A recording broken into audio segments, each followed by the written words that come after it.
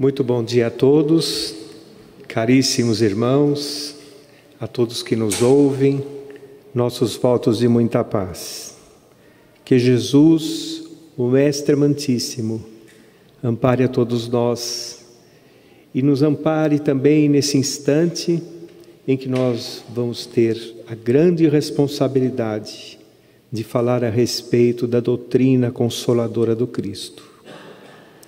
O tema proposto hoje é o despertar do Espírito.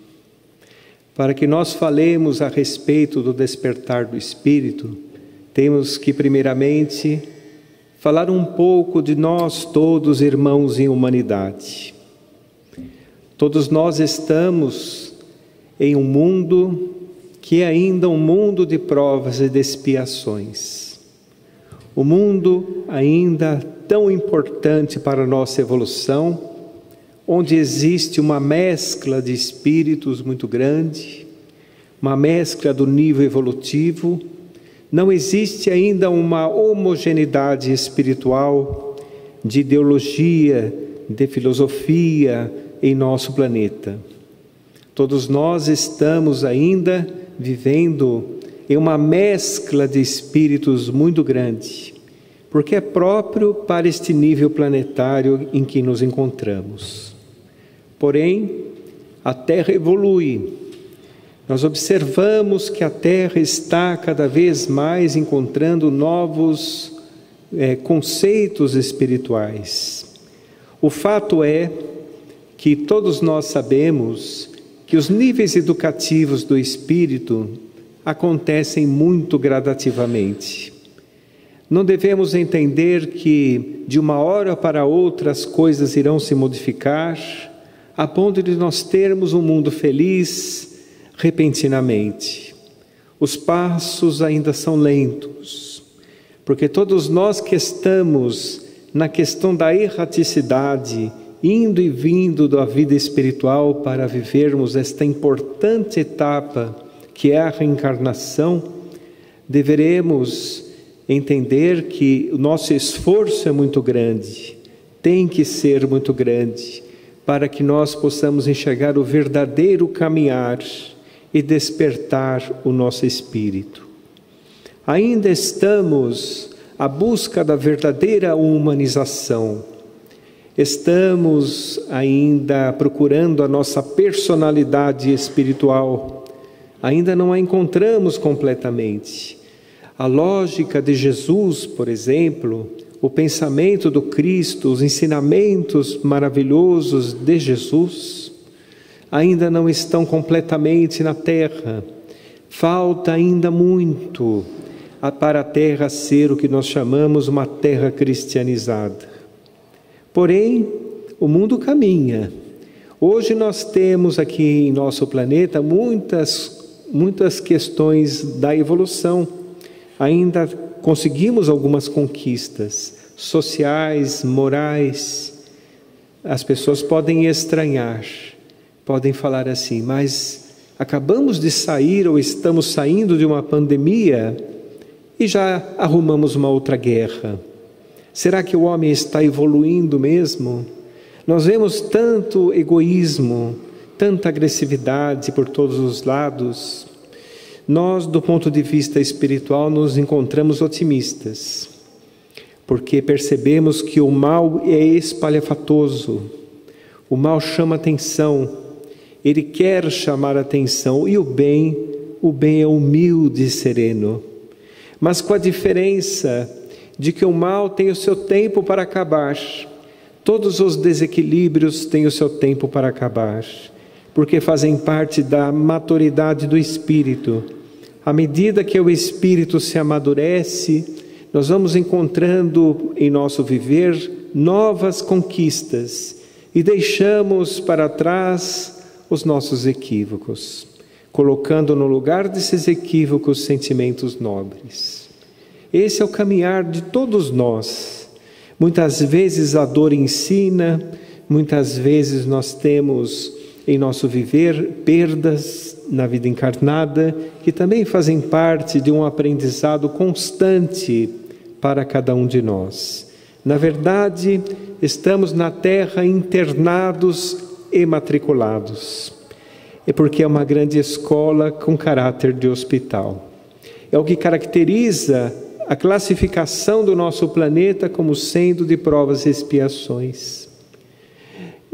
A justiça na Terra muitas vezes é imperfeita, porque Allan Kardec aborda inclusive esse assunto nas obras da codificação, quando fala a respeito da justiça, os espíritos da codificação, dizendo que a justiça na Terra está de acordo com a evolução dos seres, com a evolução do tempo em que o homem se encontra.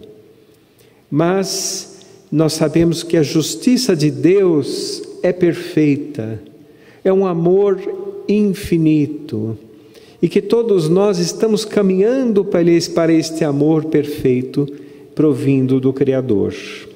Todos nós somos criados por Ele, e é natural que Ele ampare e sustente a sua criação. Não teria sentido se Deus nos criasse e desamparasse a sua própria criação.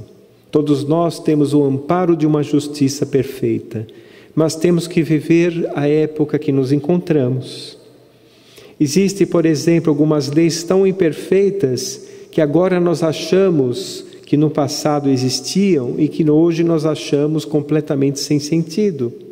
Assim como temos leis agora na Terra, elaboradas pelos homens, que daqui a um tempo nós vamos achar também que eram ultrapassadas, que também não faziam sentido. E o homem então vai evoluindo a respeito das suas condutas e da seu dirigir social, vamos dizer assim. Hoje nós temos leis trabalhistas, hoje nós temos algumas atitudes consideradas crime, não é? Antigamente não eram. Há pouco tempo, século XIX, início do século XX, para vocês terem uma ideia de como as leis da Terra são imperfeitas, somente em 1980 foi decretada a proibição da guilhotina. O presidente francês, François Mitterrand, considerou ilegal a guilhotina. Então, há pouco tempo, 1980. Vejam como nós somos ainda imperfeitos no que diz respeito à justiça. Mas, como disse, estamos todos mergulhados na justiça perfeita de Deus. Nunca devemos esquecer isso, que o bem sempre vence, porque, como falamos, o mal tem o seu tempo para acabar e o bem é constante e progressivo, só que ele é humilde e silencioso, é como um lago sereno, diferente da avalanche de água que o mal provém. Então, nesse contexto, devemos entender que, segundo os amigos espirituais, todos nós na Terra ainda vivemos um sono espiritual. Não despertamos ainda para as verdades imorredoras da própria existência e da própria criação. Nós ainda temos os sensos de justiça imperfeitos, temos ainda condutas imperfeitas, temos ainda o imediatismo, que é muitas vezes aquilo que nos conduz a nosso dia a dia, a nossa existência. Pensamos muitas vezes de maneira equivocada, utilizamos mal a nossa casa mental, com pré-julgamentos, com críticas, azedumes, pessimismo, tudo aquilo que faz o ser humano sofrer. Porque todas as nossas condutas ditarão a nossa felicidade ou a nossa derrocada. E a vida é um presente de Deus. Deus é o único que tem acesso à nossa consciência, porque nós provemos dele. Então Ele sabe exatamente a nossa intenção, sabe exatamente o que está no profundo do nosso espírito. E dentro deste saber de Deus, estamos vinculados às suas leis perfeitas. Lei de causa e efeito, lei da reencarnação, que faz todos nós crescermos à medida das nossas possibilidades. Existe aquele ditado popular que diz assim: Deus está vendo. E realmente, Ele está vendo. Porque Ele está dentro de nós. E dentro do que nós escolhermos para a nossa própria existência, nós estaremos vinculados a esta ou aquela lição que nós devemos aprender. Mas Deus é tão bom, Deus é tão misericordioso conosco, que Ele faz com que nós paguemos os nossos débitos gradativamente, à medida das nossas possibilidades. Então, a cada reencarnação, nós temos tudo aquilo que nós podemos suportar, porque se não fosse assim, seria contra a própria lei da evolução. As vicissitudes, as barreiras educativas que aparecem em nosso viver, seriam para nós por demais pesadas, e nós então faliríamos muitas vezes, porque junto com a misericórdia de Deus, com a justiça de Deus, existe muita misericórdia. Ele dá também recursos para que nós possamos vencer as nossas marchas evolutivas ao longo de várias existências. E coloca à nossa frente aquilo que nós damos conta de sanar. Isso é maravilhoso. Sem contar que todos nós temos na vida encarnada, fora os recursos, fora nossas próprias possibilidades, nós temos também auxílio do alto. Temos também os espíritos amigos que junto conosco elaboram a nossa reencarnação, planejam a nossa reencarnação, porque todos nós reencarnamos com um plano reencarnatório, não reencarnamos ao léu, não reencarnamos soltos, nós reencarnamos, na verdade, seguindo um planejamento reencarnatório.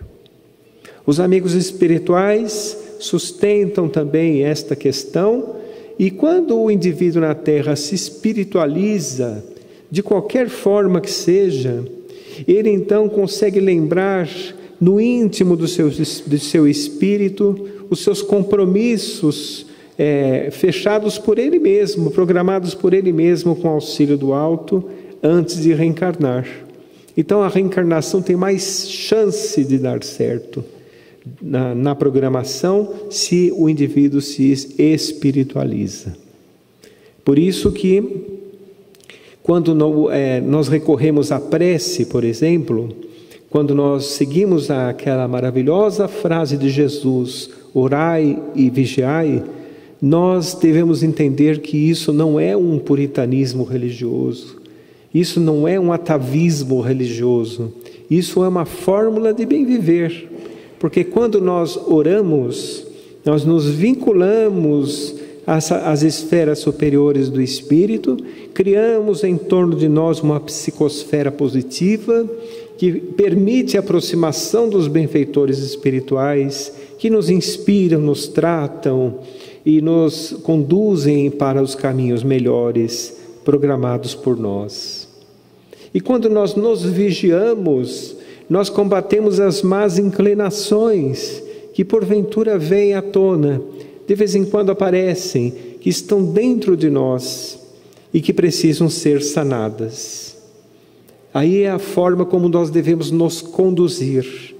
Foi Jesus que propôs isso. Aquele irmão mais perfeito, que nos ama, então é como se ele dissesse assim: eu vos amo, e porque vos amo, quero que vocês também consigam, e para que consigam, façam exatamente como eu fiz, que vocês também conseguirão.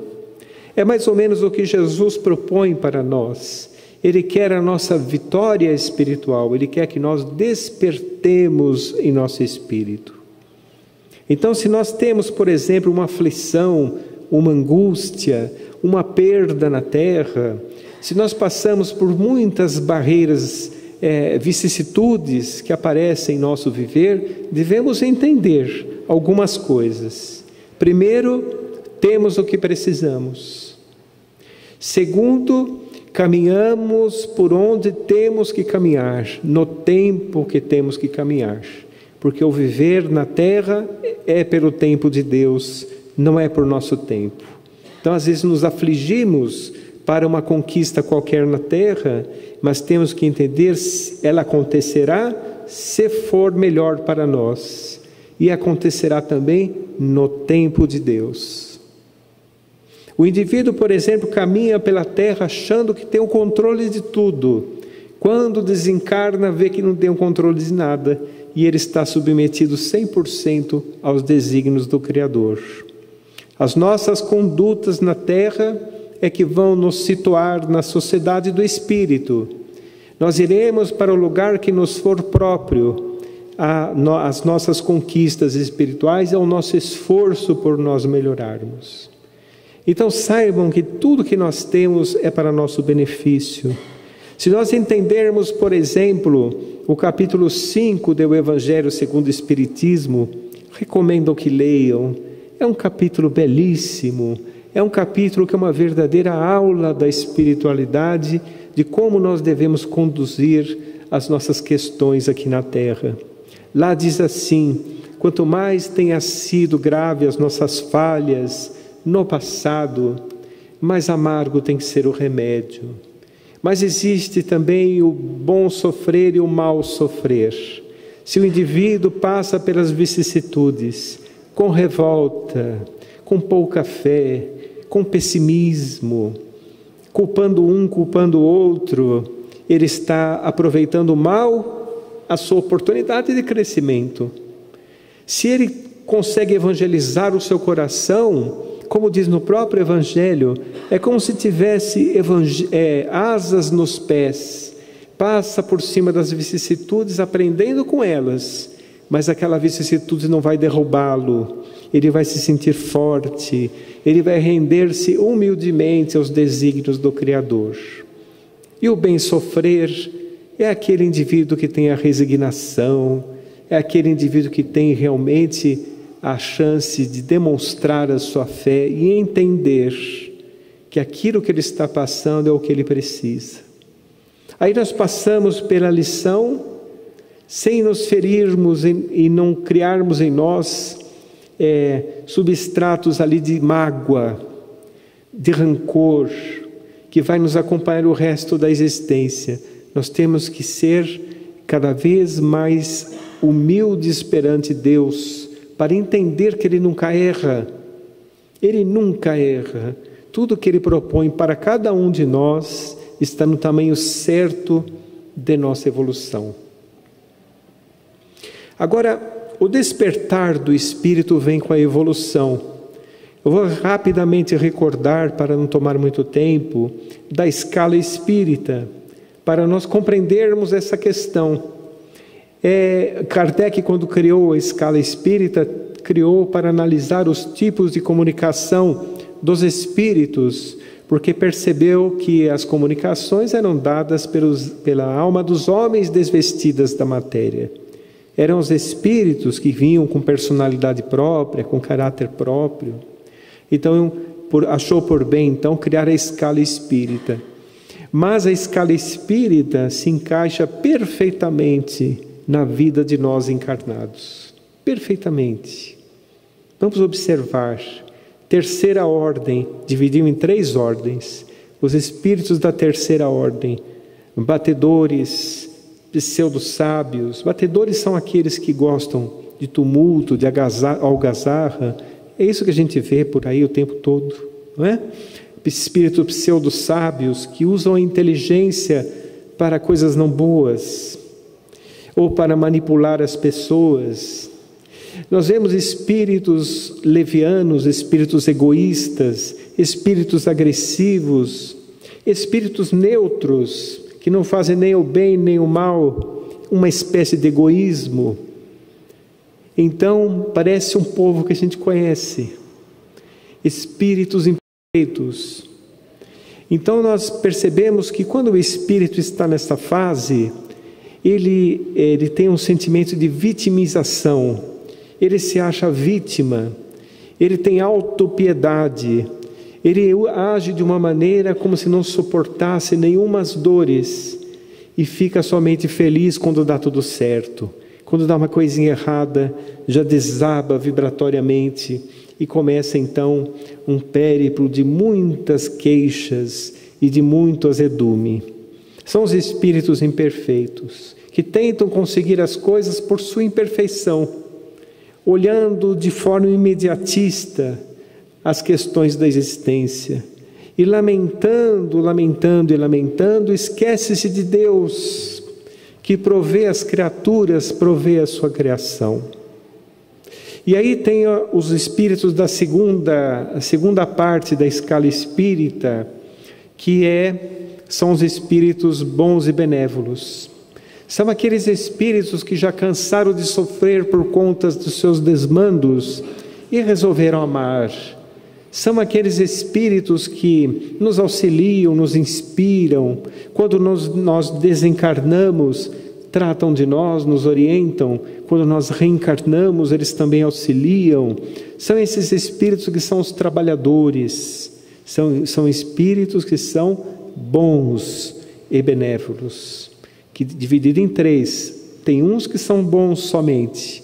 Tem uns que são mais sábios, mais esclarecidos. E tem outros classificados como espíritos superiores que têm as outras duas qualidades em si mesmo. Segunda escala, segunda fase. A primeira, espíritos puros. Os espíritos puros já se libertaram. Eu diria que nos espíritos bons e benévolos estão começando a despertar para a realidade da existência proposta por Jesus. Quando ele faz assim, fala assim: eu forneço a água que mitiga a sede para sempre e o pão que alimenta eternamente. Aqueles que já estão despertando para esta realidade, bons e benévolos, espíritos puros, já estão despertos. Eles são legítimos trabalhadores do Cristo. São aqueles que realmente interpretam a vontade de Jesus na terra. Darei um exemplo: Bezerra de Menezes, Eurípides Barçanufo, Chico Xavier e tantos outros. São esses espíritos que interpretam realmente, e quando reencarnam na terra, reencarnam-se em missões, chamados espíritos completistas. Então vejam, o despertar do espírito leva tempo, está dentro da escala evolutiva dos seres humanos, mas nós não devemos esmorecer, porque nós temos etapas também aqui, mesmo como espíritos imperfeitos que somos, nós podemos nos esforçar muito, e o nosso esforço contará ao nosso favor. Um pouco que nós nos esforcemos, nós já sentimos o bem-estar.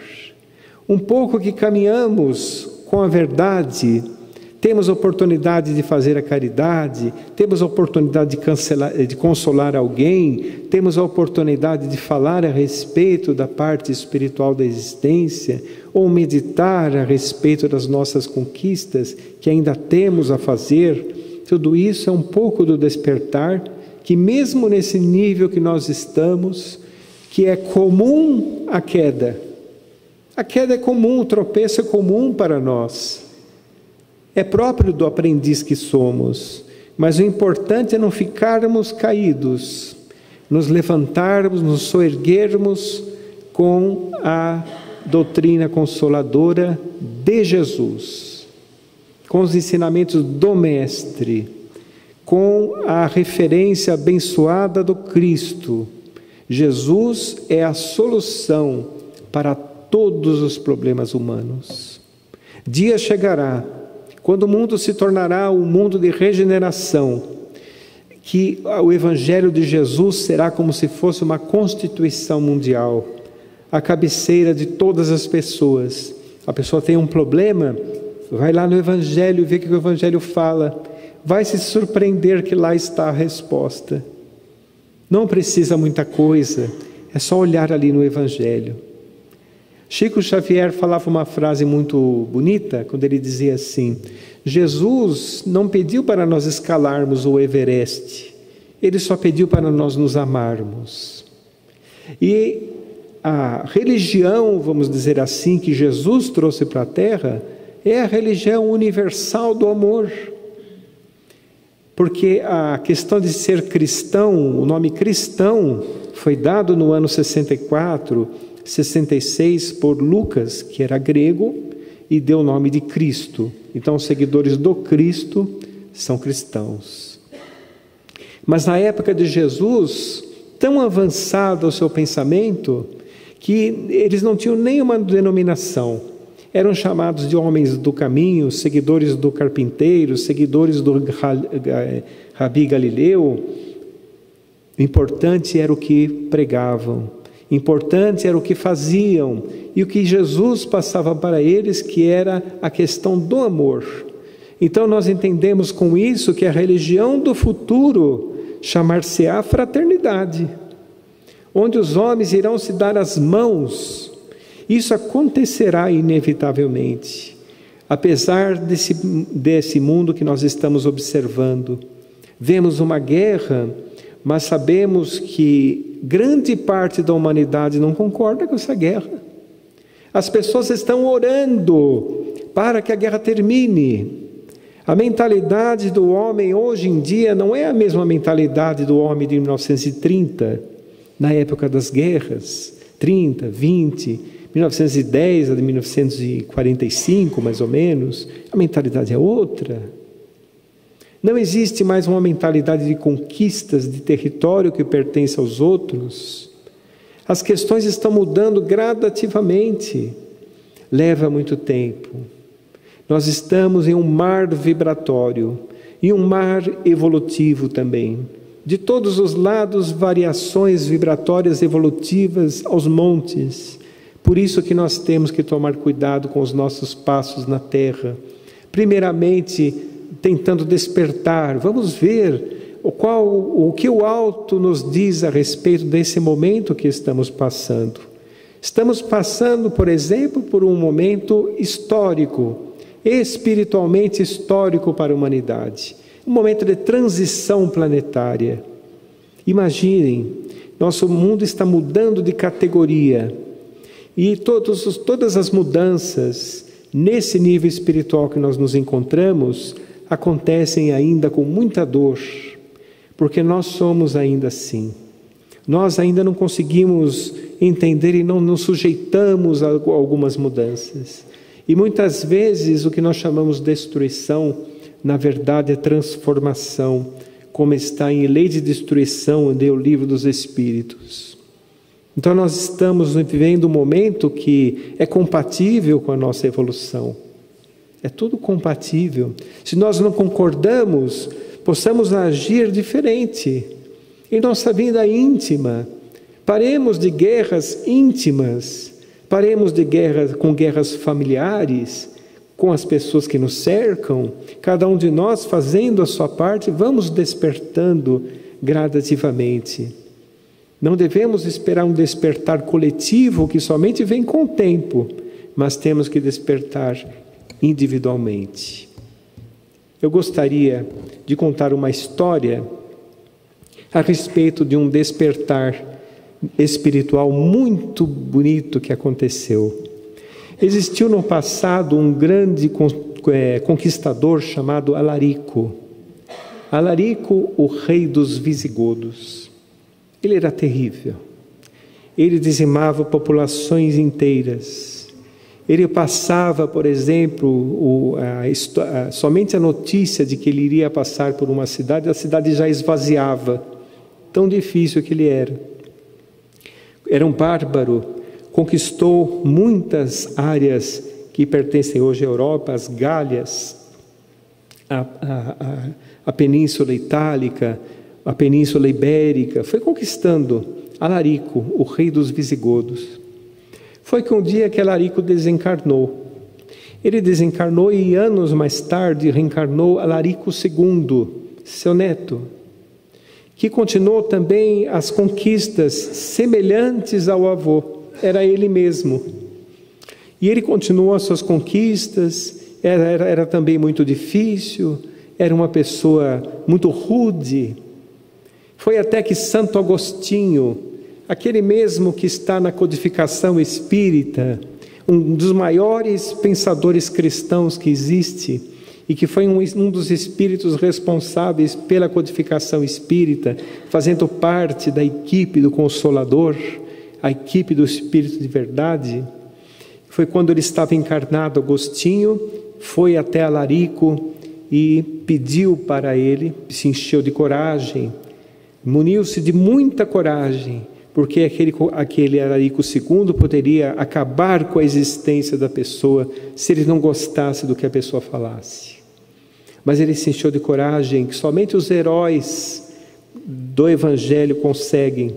Foi à frente do conquistador e pediu para ele que poupasse os templos cristãos na Itália, porque estava por conquistar a Itália. Alarico então expulsou ele da frente. Saia daqui, sem nenhuma resposta. E ele saiu, mas jogou uma semente. E realmente, quando Alarico conquistou a Itália, poupou as igrejas, não atacou as igrejas, pelo pedido de Santo Agostinho. Depois ele desencarnou e o tempo rolou, o tempo passou e ele se reencarnou ainda em mais uma oportunidade dada por Deus como Conde de Richelieu. Conde de Richelieu em França levou muitos benefícios para a França, porque ele havia atacado a França como Alarico II, que eram as Gálias. Agora, como França, ele levou muitos benefícios tentando se recuperar espiritualmente com aquele povo. Mas também continuou conquistas em torno da França. Ele perseguiu ardentemente os protestantes. Ele trouxe realmente muita... ele era político, ele era religioso, e tinha uma grande influência no governo francês, mas também continuou com muitos desmandos. Richelieu também desencarnou. Desencarnou e, imaginem, reencarnou no hospital do mundo, na pátria do Evangelho, aqui, como Jesus Gonçalves. Jesus Gonçalves foi uma pessoa muito pobre, mas que trazia em si bastante liderança. Ele trazia muita inteligência também, completamente ateu, não é? Materialista.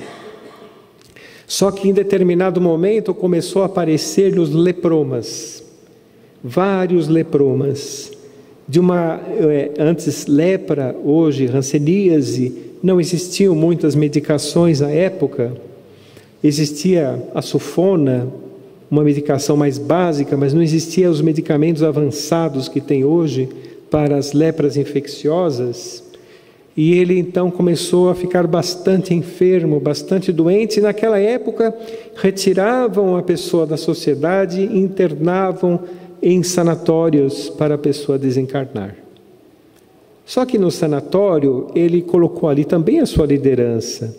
Ele fundou um grupo musical, ele fundou um grupo de teatro, ele fundou algumas coisas ali no sanatório, casou-se no sanatório com uma das internadas que também possuía lepra, não é? Ele estava ali expurgando naquela atual existência os desmandos do passado. Era Deus dando esta oportunidade para que ele se recuperasse, já que ele não conseguiu se recuperar de outras formas. Porque Deus queria o seu bem, Deus queria que ele progredisse, que ele se libertasse daquelas mazelas espirituais do passado. Então ele estava ali se libertando através daqueles problemas. Começou a se corresponder com Chico Xavier quando estava internado, depois que se tornou espírita. Mas antes materialista e ateu. Ele realmente não acreditava em nada. Dizem os amigos espirituais que a pessoa é ateia por conta de decepções religiosas do passado. E aí ele reencarna com um bloqueio a respeito das religiões. E o que aconteceu? Ele, certa vez, estava com uma dor no fígado muito grande, uma dor terrível, a ponto de ele falar assim: se Deus realmente existe, eu vou colocar este copo em cima do meu armário, quero que ele medique esta água, se eu ficar curado ou melhorar, eu vou acreditar em Deus. dando ordem para Deus. E quando ele acordou, lá estava a água com um tom amarronzado. Ele sorveu a água, passou na hora a dor no fígado. Mesmo assim, ele não acreditou. Ele falou, deve ter sido alguma sujeira, algo que entrou na água, e coincidentemente eu recebi a cura, assim por diante. Ainda não acreditou. Depois, a sua esposa, lá no sanatório, chamada Anita, desencarnou. E no velório de Anita, uma sobrinha de Jesus Gonçalves estava próxima, possuía psicofonia, recebeu a Anita pela psicofonia, dizendo assim, ô meu velho, larga de ser turrão, a morte não existe, sou eu, Anita, que está falando com você. Ele ainda assim não acreditou. Ele pensou que fosse algum desvario da sobrinha, achou que a sobrinha não era muito certa e não acreditou também, não é? Mas ele ficou um pouco impressionado. Ele ficou um pouco tocado pelas duas ocasiões que ocorreu, da água medicamentosa e da psicofonia, falando coisas que só ele e a Anita sabiam, pela sobrinha. Foi quando ele recebeu em suas mãos o livro Céu e Inferno ou Justiça Divina à Luz da Doutrina Espírita. Leu o livro em uma só noite, era muito inteligente e conseguiu ali ler aquela obra monumental de Allan Kardec. E ele então era muito objetivo, a partir daquele momento tornou-se espírita. Leu todas as obras da codificação e o mais surpreendente, fundou no sanatório uma casa espírita, chamada Centro Espírita Santo Agostinho. Aquele mesmo que havia pedido para ele não atacar as casas cristãs. Olha que beleza! Então ele se despertou, ele começou a ficar muito doente, muito enfermo, correspondia-se com Chico Xavier, querendo visitá-lo, mas a lepra não permitia, era uma lepra muito difícil, perdeu as pernas, perdeu os braços, perdeu o nariz, a orelha, a língua, no final da existência perdeu a sua língua, era uma lepra muito insidiosa, mas vinham pessoas do Brasil inteiro ver aquele homem marcado falar de amor e divulgar a doutrina espírita. Então vejam, ele não conseguiu ver Chico Xavier e pouco antes de desencarnar, já sem a língua, não falava. Ele conseguiu falar 20 minutos, uma prece belíssima e desencarnou. Hoje é um espírito radiante, é um espírito que trabalha bastante mesmo. Comunicou-se com Chico Xavier, não pude vir pessoalmente, mas venho agora em espírito para dar-lhe um abraço. E aí nós podemos observar ali o despertar de um espírito. Jesus Gonçalves, um espírito que antes um facínora, agora um espírito evangelizado, através das vicissitudes naturais da existência. Ele sofreu muito na existência, mas ele, através da doutrina espírita, conseguiu ali uma consolação, conseguiu entender o seu sofrimento. Não se revoltou com Deus, mas entendeu que a culpa das suas dores foram suas próprias atitudes do passado. Estava resgatando em lágrimas agora o que fez no gargalhar inconsequente do passado. Mas ele conseguiu um exemplo maravilhoso do despertar. Então nós, que temos uma vida mais ou menos equilibrada, mais ou menos confortável, nós que estamos aqui hoje, por exemplo, nesse domingo radioso, um dia tão feliz, um dia tão bom, não é? Temos aqui a nossa vida, que não é uma vida como Jesus Gonçalves. Vamos agradecer a Deus, que nós possamos agradecer cada passo que damos na terra, cada vez que levamos uma colher, um garfo à boca, cada vez que possamos enxergar, ouvir, falar, nos expressar, possamos entender os recursos dados por Deus para a nossa existência que estão à nossa volta, nossos amigos, nossa família, o teto que nos abriga, aquele que nos acolhe, são os recursos dados por Deus, apesar das nossas imperfeições. Podemos pagar os nossos débitos gradativamente. Isso é uma grande felicidade. Isso é uma grande felicidade. Então nós, quando compreendemos isso, despertamos, lembrando que o despertar é gradativo. Se, por exemplo, você lê o Evangelho, ou lê o Livro dos Espíritos, ou lê uma mensagem, através, por exemplo, de Emmanuel, mensagens belíssimas, trazidas pela mediunidade gloriosa de Francisco Cândido Xavier. Se você vê, por exemplo, as obras de André Luiz, você vê que André Luiz passou por um despertar também. Era completamente indiferente às questões espirituais. E hoje vem como um repórter do além, trazer realmente notícias de como é a vida espiritual. Olha que beleza! Ele conseguiu ali despertar o seu espírito para a realidade da vida espiritual que trouxe aqui para a Terra. Então, esse despertar é gradativo. Se você vê que você tem alguma dificuldade, não esmoreça. Não esmoreça, porque é próprio do aprendiz que somos. Importante é termos a referência abençoada do entendimento e a referência abençoada de Jesus. Desta forma, nós podemos irmos forjando o nosso espírito. Lá nós vamos entender o seguinte, nesse forjar, nós vamos entender se nós formos tolerantes com o próximo, nós estaremos abraçando aquele que é uma mensagem viva em nosso caminho. Se nós perdoarmos, nós estaremos nos desacorrentando de nós mesmos, estaremos nos libertando e seguindo, não resvalando em nossas imperfeições ainda. Se nós procurarmos amar, nós estaremos em compasso com o próprio Criador, e não estamos mais remando contra a maré, que nos traz sofrimento, nós estaremos realmente indo no compasso do equilíbrio universal dada por Jesus a todos nós. Isso é tão importante. Veja, as nossas condutas, elas são de fundamental importância. Ajuda-te, que o céu te ajudará. Não devemos esperar, por exemplo, uma ajuda do alto sem esforço nenhum. Nós temos que fazer a nossa parte também. Nós temos que derrubar as barreiras das nossas imperfeições. Temos que nos esforçar bastante para a melhora de nós mesmos, mudar os nossos conceitos. Se nós temos, por exemplo, algo que nos perturba em nós mesmos, uma maneira de ser, às vezes sabemos que uma determinada coisa é errado, mas vamos lá e fazemos, assim mesmo.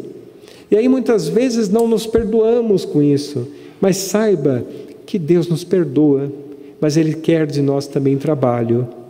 A fé espírita, que é a terceira revelação prometida pelo Cristo, a revelação tem o seu compromisso com a verdade e nunca altera uma revelação anterior, mas acrescenta novas informações para se adaptar à época que nós vivemos.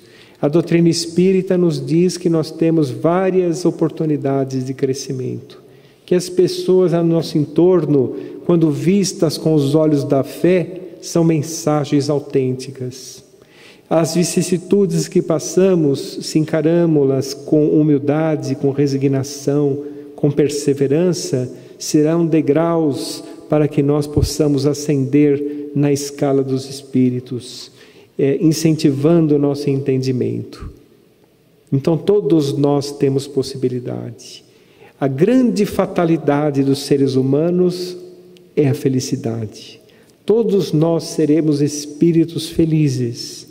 Não ache que o seu viver como um todo é esse momento doloroso que você está passando. Isso passa. Nós aqui todos já passamos por momentos difíceis, não? E estamos aqui. Então a vida é dinâmica. Nós não devemos ficar realmente presos com mágoas, com rancores, porque isso só nos prejudica. Os espíritos amigos, quando nos olham, eles olham a nossa vida como um todo. Eles não olham as nossas imperfeições ou aquele ato equivocado que fizemos. Eles nos olham como um todo. Então eles veem a nossa intenção, eles veem as nossas possibilidades, nosso potencial de crescimento. Eles não nos julgam. Na vida espiritual não tem ninguém para nos julgar. Quem nos julgará será a nossa própria consciência. Então vamos despertar. Não tenhamos ouvidos moucos às realidades do Espírito.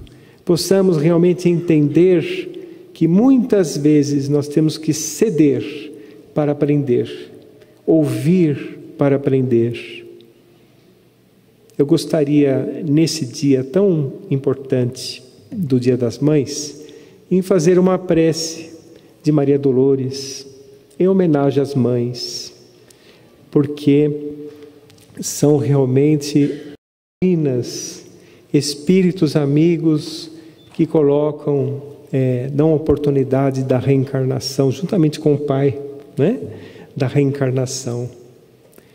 Mas então, era um ambiente frio e nevoento, cercado de dor e de sofrimento. Naquele ambiente, Judas chorava.